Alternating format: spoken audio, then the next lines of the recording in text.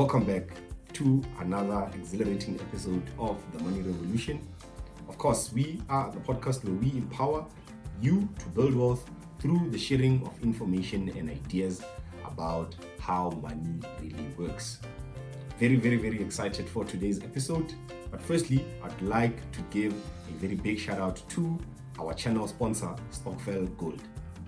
Africa, Stokvel Gold is an authorized dealer in both gold and silver coins that is registered with the Financial Intelligence Center.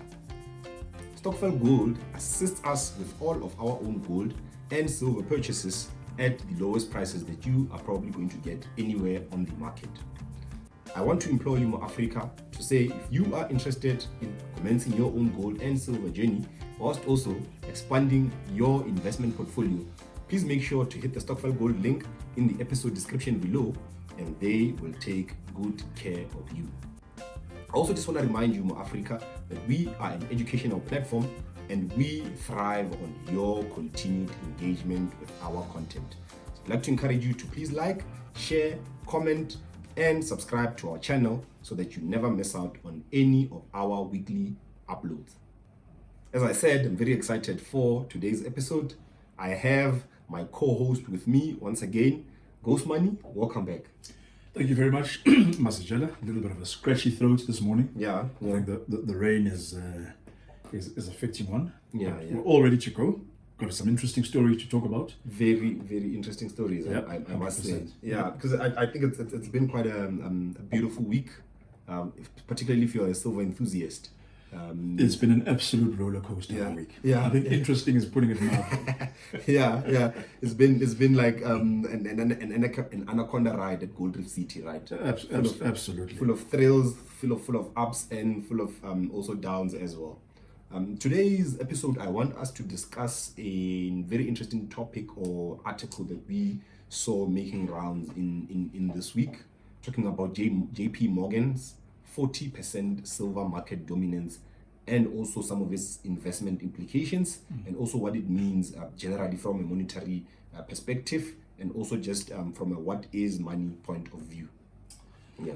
This is a very interesting story, Masajela. Yeah. And I think, we are an education channel. Yeah. So we don't bring the story for the sake of the story. Yeah. But we want the audience to take something out of the story.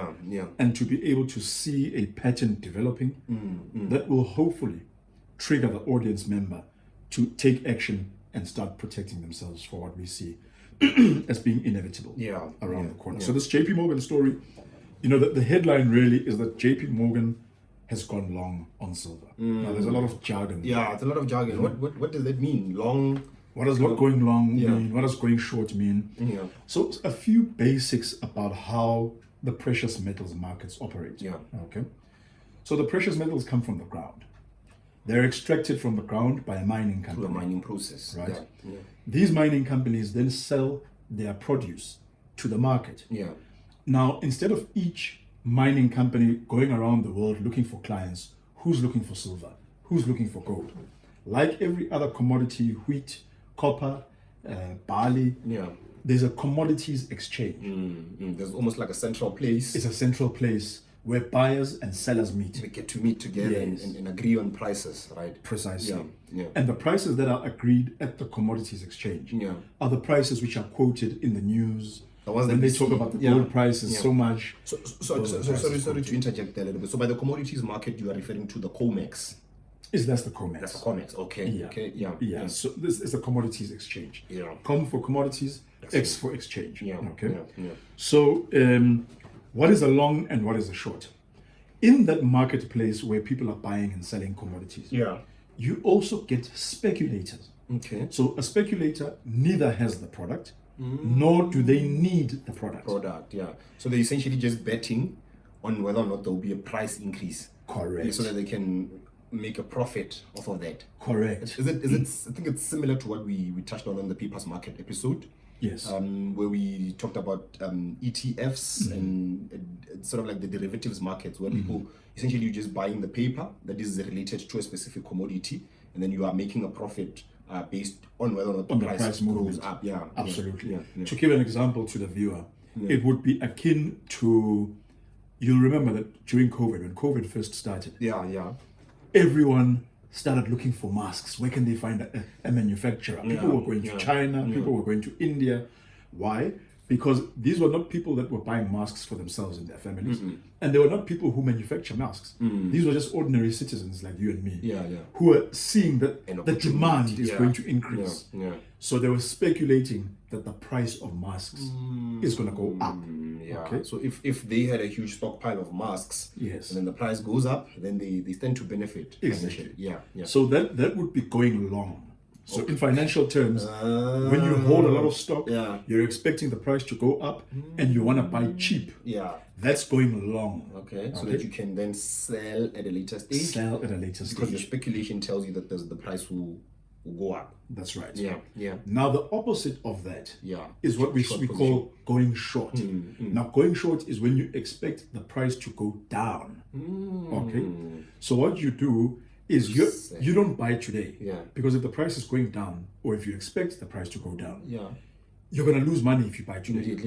So what you do is you actually make orders for the future. You see. Okay. You make orders for the future. So you can basically place an order today to buy in January 1st. So normally the exact mechanics of a short contract will be me saying, I've got masks that I want to sell to you in 2 weeks' time. And today a mask is 10 Rand. But I'm prepared to sell a mask to you in 2 weeks' time for 9 Rand. So then you say, okay, let me put in an order. I'm going short on the masks. In other words, I'm promising to deliver you a mask in 2 weeks' time at 1 Rand less than it costs today. Okay, which means I probably expect the price to go down to 7. So which means that if the price does go to 7 and I sell at 9, I'm still making a profit. You are also, as the buyer, making a profit by locking in a future price which is lower than today's price. Now that's short selling. Okay. Now there's 2 kinds of short sellers. One short seller is I own the masks, they're in my warehouse. I'm expecting the price to collapse. So I fix a contract so that you to can sell, get rid of your masks, before the actual price decreases. But there are other people who they call them naked short sellers. So they don't. Who are those ones? They don't even own the masks. They don't have any masks. They're just betting that if I can get into a contract to sell you a mask in a week's time at 9 Rand, in a week's time I'll be able to buy it at 7 and then immediately sell it at 9. You see. So they're hoping they'll be able to buy for cheaper than 9 on the day that they have to deliver to you at 9. And then they flip it and make a profit. Those are naked short sellers. So these guys are essentially just operating in the market, but they do not own any commodities. So to say, just to bring it back to our main topic of conversation. That's right. So they do not own either gold nor silver, but they are playing in within the market. That's it. Kind of speculation. As speculators. Okay. So now coming back to JP Morgan. To our story, on JP Morgan. JP Morgan has for the longest time been short on silver. Okay. Which means JP Morgan has been a future seller at lower prices than prevailing prices. And when a person who holds a lot of product is offering that product in future for a lower price, it sets the price expectation of the market. Because the market says, well, JP Morgan wouldn't be a short seller if the price was going to go up. So they've done the research. The expectation then within the market almost signals to everyone to say, no, this is where the market is going. So it's either going down or it's going up based on a huge institution like JP Morgan. That's correct. It's very important that we make emphasis to the fact that JP Morgan is probably one of the biggest financial institutions in the world, probably. They're the biggest bank. The biggest bank in the world. The biggest bank. As far as I understand, they're the biggest bank in terms of assets under management. JP Morgan makes a profit of about $5 billion per quarter. Per quarter, which combined, this is the size of all the banks in South Africa. So that's quite significant, right? And that's a quarterly profit. So JP Morgan is one of the biggest. And they, between June 2025 and October 2025, JP Morgan unwound its short position. Okay, what is unwinding a short? Basically, it means you're getting out of those contracts. So you're slowly getting out of those contracts. Maybe they had a portion of contracts that were going through over a 6-month period. Yes. They were getting out of them. You're getting out of them. Yeah, like So you can get out of a contract, for example, by selling it to somebody else. Yeah. So I've got a contract to deliver X amount of silver in 3 months' time for a certain price. I approach you, Masajela. I say, look, I don't want this contract anymore. Yeah. Here's my research. This is why I fixed the future price. At the price. This is how much we expect the contract to make based on our expectation for price. Then you can buy that contract from me and take over the obligation to deliver and also take over the opportunity that a price fall would represent. Okay, makes a whole lot of sense. It happens quite a lot within the banking industry, right? Yes. Even just also to just segue a little bit, but we'll come back. I know that even with some debts, there's debts that are being sold on the market. So if there's a portion of mortgages that are performing in a certain way, they would package them and then they would sell them to institutions that want to take on the risk that is attached to those mortgages, for instance, right? That's exactly it. So them getting out of their short positions was essentially either them fulfilling the contracts or either selling their contracts. So their position. Absolutely. Okay. And so this happened over a June, July, August, September, October. 5 months. Over a 5 months period. Do you know how much they unwound? How much did they unwind? JP Morgan unwound 200 million ounces of short position. In other words, they were in contracts that would require them to deliver 200 million ounces of silver. Yeah, that's quite a huge number. So that's 200 million ounces of silver.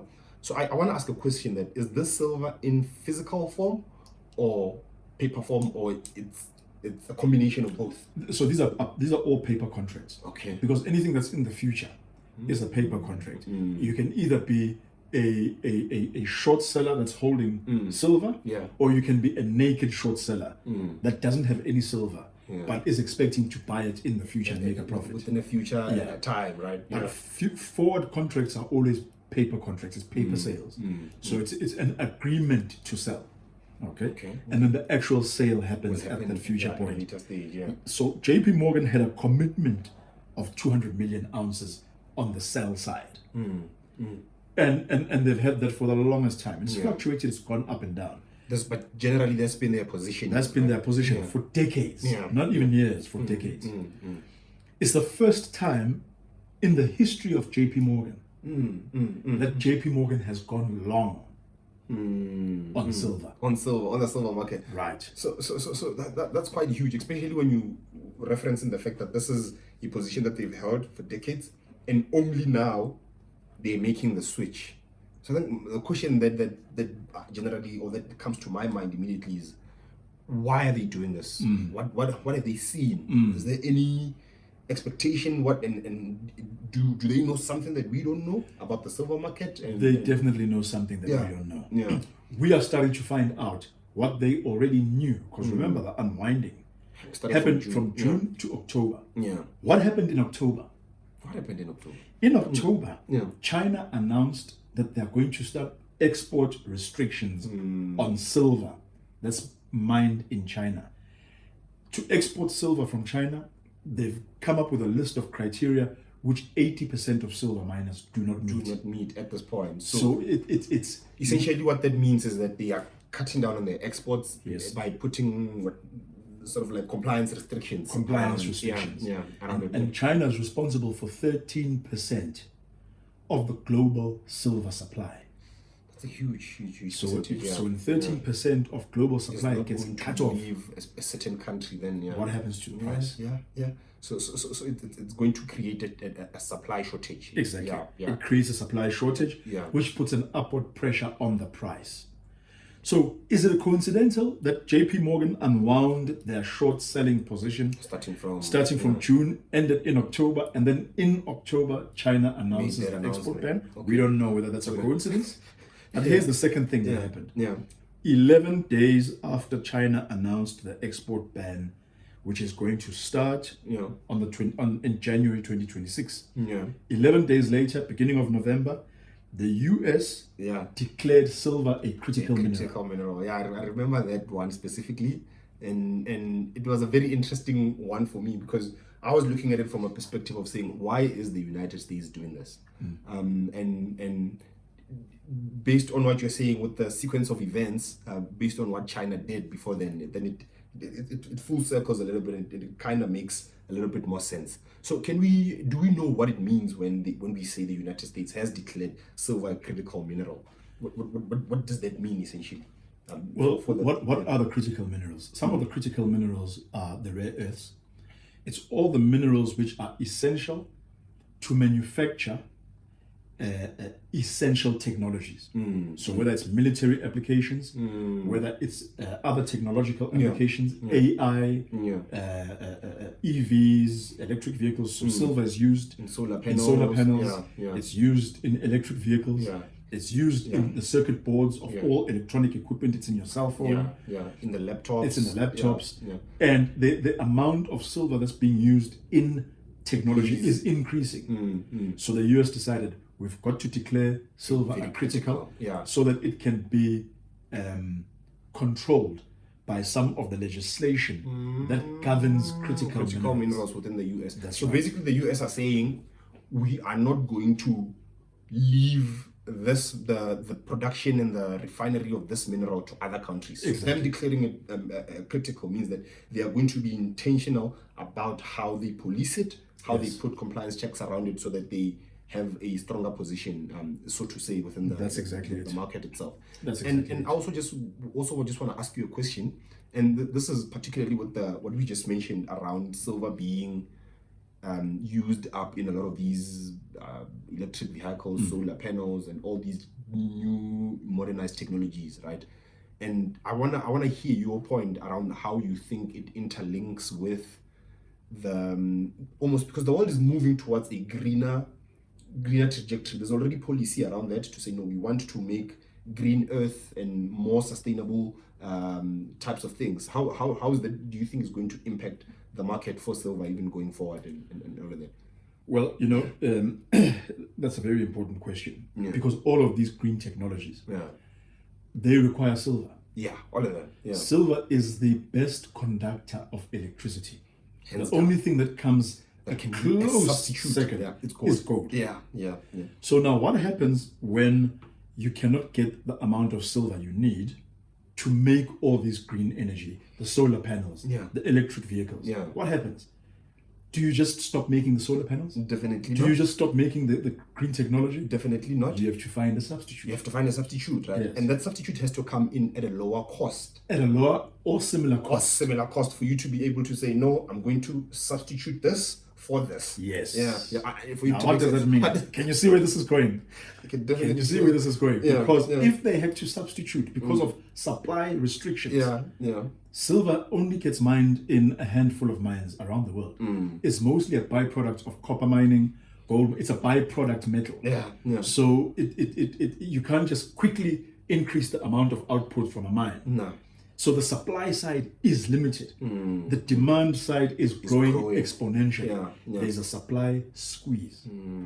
And if they have to move to substitute, copper is not a substitute for silver. No. You cannot make a solar panel with copper because the energy efficiency doesn't allow the translation of the sunlight into energy. So silver plays a critical role in doing that. In conversion. That conversion of sunlight into electricity, silver is the most efficient. The second most efficient would be gold. But if they switched from silver to gold, silver would have had to rise in price. How many times? To equal gold, so that gold is a substituted. Price equivalent substitute. So they would essentially have to be on par. And currently the gold prices are at $4,200. Silver prices are at $60 an ounce. That's 70 times. 70.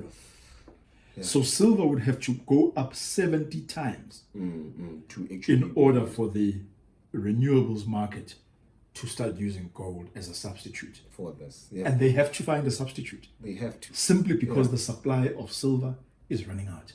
This is why JP Morgan has gone from being a short to a long to being a long on silver. Goes money. I want to thank you so much for your input. This has been a very, very, very, very informative, very exhilarating episode for me and also for our viewers as well. Mo Africa, we once again want to encourage you to continue to like, to share, and to interact with us in the comments section below. Mo Africa, we encourage you to continue to take responsibility for your own financial future.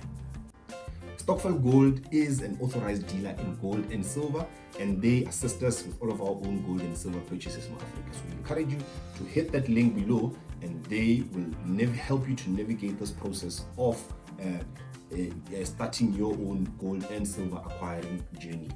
Mo Africa, we hope that you enjoyed listening to this episode or to this podcast in as much as we enjoyed putting it together for you.